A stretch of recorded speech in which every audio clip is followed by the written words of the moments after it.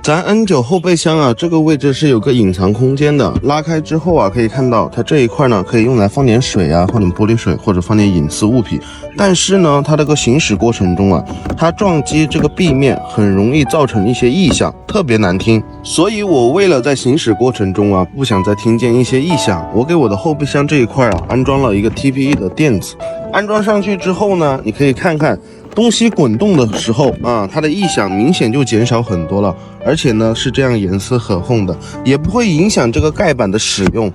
如果呢咱后备箱这里啊进入了一些细小的灰尘啊，咱直接这样一倒就可以打理干净了。同时呢，它是可以用水洗的啊，非常好打理。所以为了咱 N9 在行驶过程中啊拒绝一些东西碰撞的异响，这个后备箱 TPE 储物垫尽快安排上吧。我把链接放到左下角了哟，咱